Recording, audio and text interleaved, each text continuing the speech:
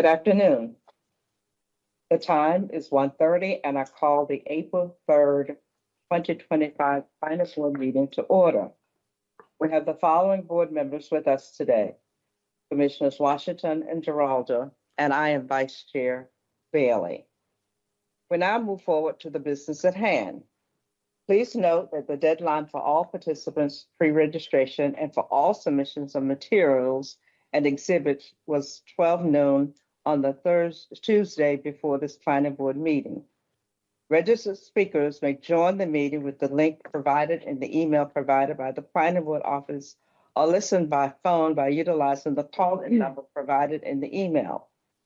Of course, anyone may tune in to watch the planning board meetings by live streaming.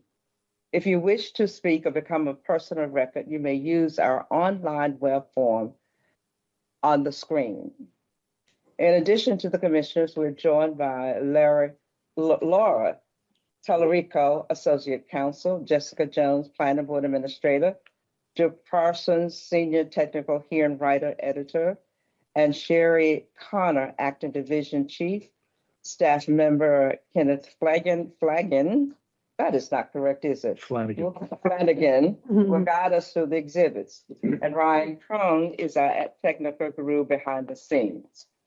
The order of cases for today's meetings is as listed on the agenda. The first item on the agenda is item 2, draft minutes of the March 27 meeting, 2025. We look for a motion to approve the minutes of March 27, 2025. Move approval. Second it. We have a motion, and I vote aye. I don't vote aye yet. I move, the motion has been made and second. And Commissioner Washington. Vote aye. Commissioner Giraldo. I vote aye. And I vote aye as well. The ayes have it, 3-0. We have 2 legislative updates to hear today. The first is supplemental item 3A1, legislative update HB 503, Housing for Jobs Act. Mrs. Borden, is she on? Jordan is on. Yes, I am. Oh, you are. Good to hear you. I am. Let me just turn my camera on and join you all. Okay, good afternoon. Thank you, Madam Vice Chair. This is Deborah Borden. I'm the General Counsel. And I just have 2 really quick updates. The reason they're quick and the reason that we don't have anything in writing for you today is that the voting is still pending on these 2 items. So the first one is the Housing for Jobs Act. If you recall, that was the rather innovative bill from the governor requesting that we look at housing as a ratio to the number of jobs that we have by region, not by county. It was a fairly controversial idea. So the bill has gone through a fairly major amendment process. The bill is not called the Housing for Jobs bill anymore because it really has taken the ratio out in the sense of imposing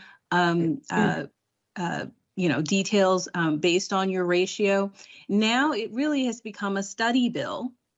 And the first part of the bill requires the Department of Housing and Community Development to obtain statistics from the various counties, including us, and basically compile a report each year on these jobs to housing numbers. And the last part of the bill talks about a task force to look at, on a statewide level, permitting issues, land use issues, building code issues, all kinds of, very high level issues. Excuse me. And so the middle part of the bill, and again, this is a really extensive rewrite that the governor has proposed. So his staff actually proposed this rewrite through the Department of Housing and Community Development. So the middle part of the bill is the controversial part still, because that has turned into a vesting requirement. and they are proposing to introduce a vesting of 5 years for any project that includes housing. And so how they're describing it is once you've filed your application and your application has been accepted, more or less, then you would get 5 years without having to worry about your zoning changing during that time. Now, the devil is in the details. A lot of concern has been raised from a number of stakeholders, including several counties. This is a very late change in the bill, and it's a fairly significant issue. You know, just to remind you, Maryland is a late vesting state, which means that really right up until you pull building permits and you get substantial start to construction, your zoning could change and you would have to adjust your project accordingly, even if you've gotten several development approvals along the way. So we are monitoring this and talking with folks about it, but we are not planning to submit any testimony. We're not planning to take any position on this because this is a big one. It's a controversial issue. And we know that, you know, just among our county councils and our county executives, there's probably disagreement as to whether this is a good idea. So we're going to stay out of it, but we're going to monitor it, and we will let you know next week what happens, because they're supposed to vote, I think, either today or possibly tomorrow on this bill to take a final vote as to what the final bill will look like. So we'll keep you posted. The second bill is the solar bill. Now, this bill has changed also quite a lot, and we think that, you know, most of the changes are potentially quite good. And I'll just go through the high level changes. Again, we will, once the bill actually gets finalized and enacted, we will put this in our report to you. But what they've done is they've taken out a lot of the stuff that was really making the counties not want to support this bill. So first, they've taken out the exemption from personal and property taxes. So that was a big one because, you know, the original bill had an exemption along with a pilot, payment in lieu of taxes that the counties were going to be able to levy that was fairly low. And so the counties were very concerned about that. That's gone from the bill. The other new thing is that they have included for solar stations, let's see, not more than 5 megawatts. I'm sorry, I'm reading my notes here. We can process, so, I'm sorry. Okay, so for stations above 5 megawatts, the process that they have to go through at the local level has to go through an administrative process. You can't send them to a hearing process. It has to be an administrative level process. I'm sorry, not more than 5 megawatts. If it's more than 5 megawatts, let's see, and the project is located in a tier 1 or tier 2 growth area, then there are limits on what they can do. You can't do anything more than 5 megawatts in a medium density residential area or high density residential area as defined elsewhere in the law. And you can't do a 5 or more megawatt station in a mixed use area with a residential component. So that's a good, that's a concession that the counties, again, were concerned about. This is another big one. The total combined number of solar energy stations in a priority preservation area cannot exceed 5% of the total acreage. Montgomery in particular were very concerned about their agricultural preserve area, concerned that it would be overrun with solar stations, and this would address that concern by capping it at 5%. There's some other things in here about setbacks and view sheds. They did a little work on the fencing issue. If they use, for instance, a chain link fence, they have to use black or green vinyl. The non-barbed wire is still in there. They can't use barbed wire, but they can use it immediately adjacent to the station for security purposes. That's the same thing I think that they do for electrical stations, electrical switching stations. They can use barbed wire around those, but they have to put it close to the actual equipment. The other things they've done, they've made a distinction between 2 or less megawatts. They're saying that those can go to the locals for approval, and over 2 megawatts can go to the PSC for approval through the Certificate of Public Convenience and Necessity program. They have eliminated the need for the community meetings, however. The community meetings are only necessary if the project is located in an underserved, overburdened area as defined elsewhere in the Environment Act. So I'll stop there and see if you have any questions about this. But again, this has not yet been voted upon, but this is, these are fairly significant changes that we thought we should let you know. We've been getting questions about what's going on with solar and with housing. And so we just thought we'd give you an update. I'm not looking for any votes, but I'm happy to answer any questions if I can. Are there any questions available? I have one for Ms. Board. So the 5% would also help to preserve the agricultural land in our county as well. Is that right? Yes, that's Okay. correct. That's Okay, correct. thank you. Thank you. I had one question, Madam Chair. With regards to the housing bill and the vesting provision, are you all aware of any precedent across any jurisdiction, whether here or otherwise, where that policy is being implemented? I'm just curious.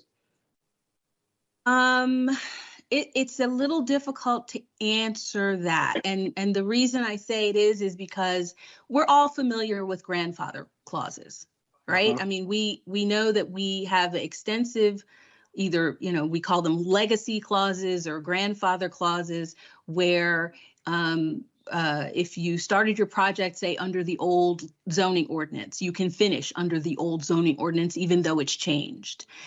So some version of that. And we are still living with some version of that in both Montgomery and Prince George's counties, because we have very extensive transition provisions that allow people to reach back and use the old zoning ordinance for certain situations.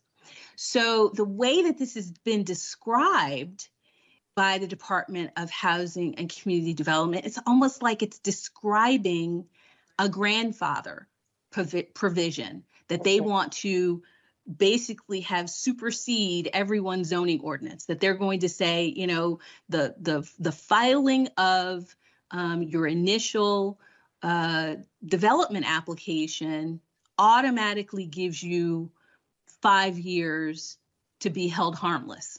Okay. That's how they're describing it. But we're not sure. But of course, the details are really complicated because every zoning ordinance is different. Every situation in every county is different. And, will they get this language to actually match up with what they're describing they're trying to do? And will they get everybody else on board to support this? I just don't know that they have time to do this. This is very controversial. Great, thank you. That's it for me, Madam Chair. Bye. Other questions? None? Thank you, Ms. Borden, and keep us posted. Thank you. Will do. Bye-bye. Bye. Let us now move on to item 3C, a Department of Parks and Recreation item. I don't think Mr. Tyler is here, but Mr. Sun is, and so we will look to you for your presentation.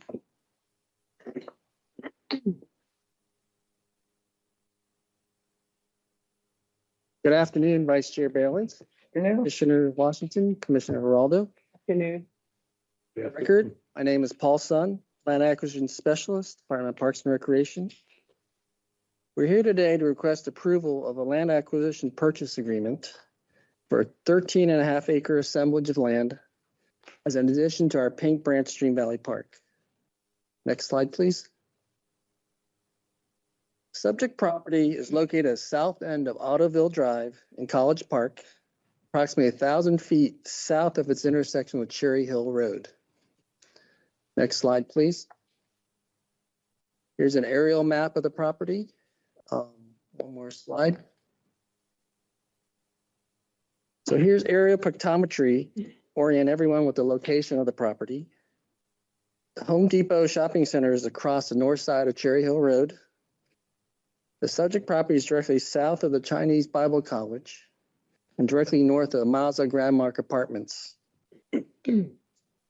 This image demonstrates how this property will fit into our existing park system, contiguous with Paint Branch Stream Valley Park and the trail system that runs from Cherry Hill Road Park southwards towards Paint Branch Golf Course and to the University of Maryland. Next slide, please. So beyond the adjacency and connectivity benefits, DPR staff believes that there are several reasons for acquisition of this property. Because the property is undeveloped, it provides a large forested area within an urbanized area. Staff also believes that there are other multiple uses for the property aside from conservation and recreation. There may be opportunities for maintenance uses by our Northern Region Parks Division. Our division, Park Planning Environmental Stewardship, will continue to study its feasibility. Next slide, please. As such, we have evaluated the property under two park use categories. First, developable parkland, where it scored 83 out of a possible 100 points. Next slide. And conservation parkland, natural conservation land, scored 74 out of 88 points. Next slide, please. In November of 2024, we obtained independent appraisals on the property. Based on that information, the owner has executed a purchase agreement for the sale of his property at $6.2 million. Next slide. So lastly, another aerial pictometry which shows the property sits on a natural high spot overlooking the Paint Branch Stream Valley and our trail and trail connectors below. One more slide. In conclusion, DPR staff recommends the planning board approval of this purchase agreement. This concludes staff's presentation. We're available to answer any questions that you may have. Thank you, Mr. Sun. Are there any questions for Mr. Sun? No questions? Not, we'll take a motion. Madam Chair, I move that we approve the land purchase agreement for the addition to Paint Branch Stream Valley Park in the amount of $6.2 million. Second. We have a motion and a second. Commissioner Washington, I vote aye. Mr. Geraldo, Commissioner Geraldo. I vote aye. I vote aye as well. The ayes have it, 3-0. Thank you very much. We will now move forward to the consent agenda. For the items on the consent agenda, items 4B, draft resolution, case heard on March 13th, 2025. Is there anyone here who wishes to oppose the staff's recommendations of item 4B? Then we look for a motion. If not, then we look for a motion to approve the consent agenda. Madam Chair, after consideration of the record for item number 4B, I move adoption of the staff findings and approval of the items on the consent agenda in accordance with the recommendation of staff. Second that. We have a motion and a second. Commissioner Washington, I vote aye. Geraldo. I vote aye. Geraldo. I vote aye. I vote aye as well. The ayes have it 3-0. We will now move on to the regular agenda items. The first item on the agenda is item 5. Preliminary plan of subdivision. Meridian. Is that correct? 424028. Mhm. Meridian Hills. Who's presenting? Okay. I'm looking at you and then I'd ask who's presenting. Okay. Thank you. Morning, Madam Vice Chair and members of the board. For the record, my name is Mahsa Ratandus with subdivision section.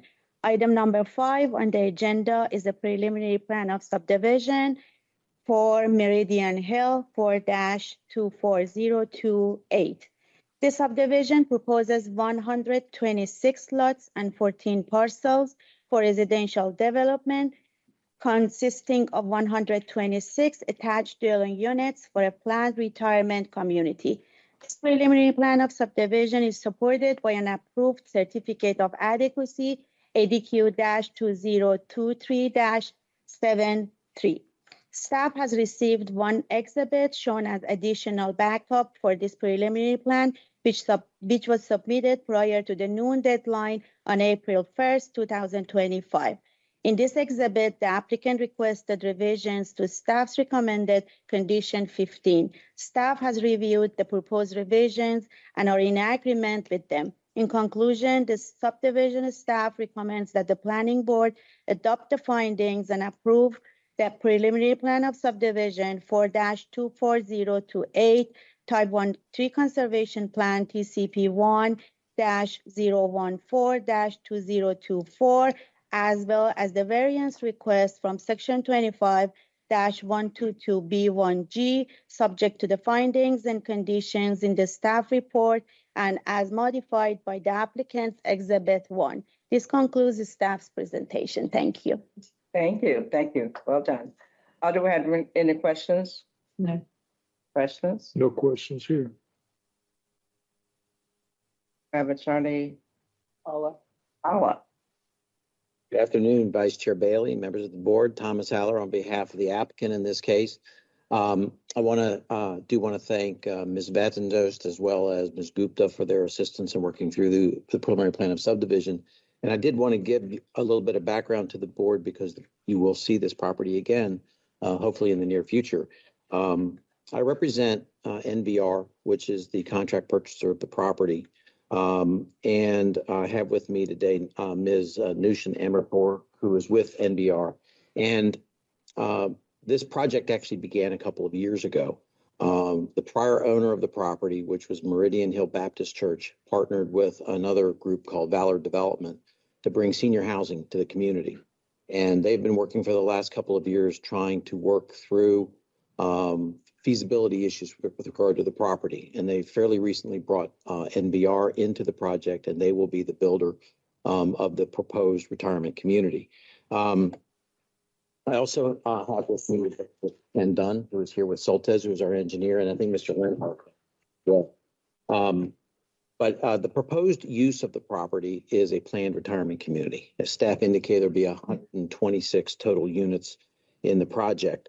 And we started the project with the preliminary plan of subdivision process because we needed to understand the environmental limitations, access issues, adequacy issues before we move into the special exception process. So the next stage of this project will be the filing of a special exception application for a planned retirement community.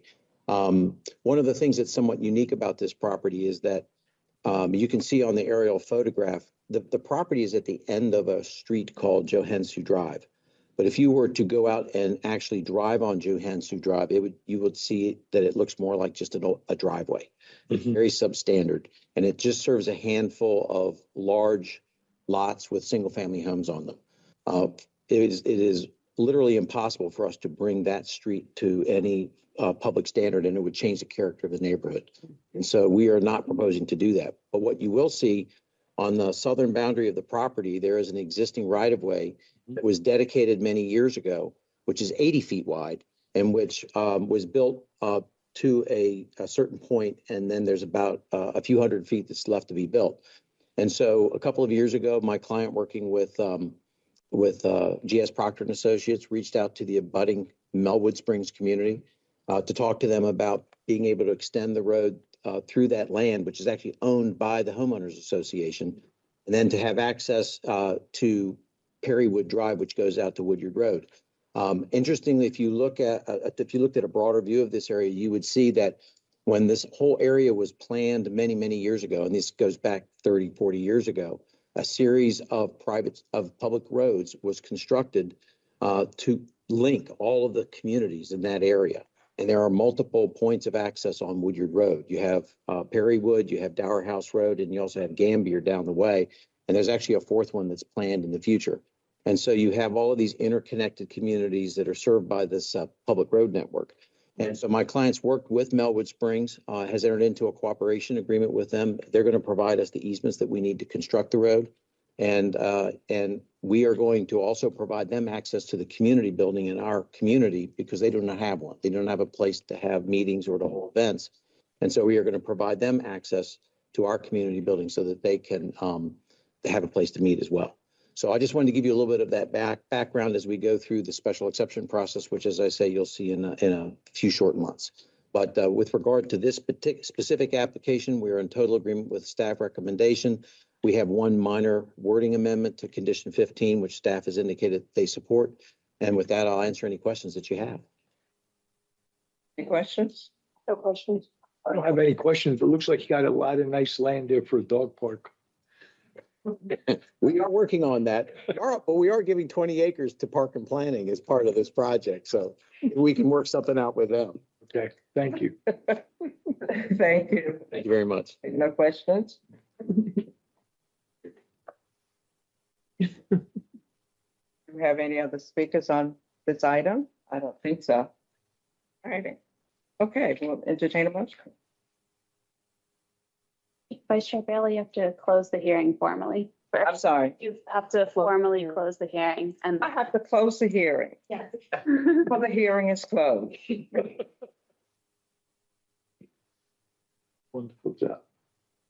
With that, Madam Vice Have Chair, a motion. for that, Madam Vice Chair, I move that we adopt the findings of staff and approve preliminary plan 4-24028, TCP 1-014-2024, and variance to section 25-122 B1G, subject to the conditions as outlined in staff's report, and is further modified by applicant exhibit number 1. Second. We have a motion and a second. Ms. Washington, I vote aye. Geraldo. I vote aye. I vote aye as well. That's 3-0. Thank you. Mr. Hunt. Staff, I'm sorry. Mr. Hunt, is there? Ms. Connor? Ms. Carter. Mr. Hunt. Tell me there's no further business for this meeting today. Vice Chair, there are no further items before you today. Thank you. And I say thank you, God, and the meeting is. Thanks, everybody. you. Thank you very much.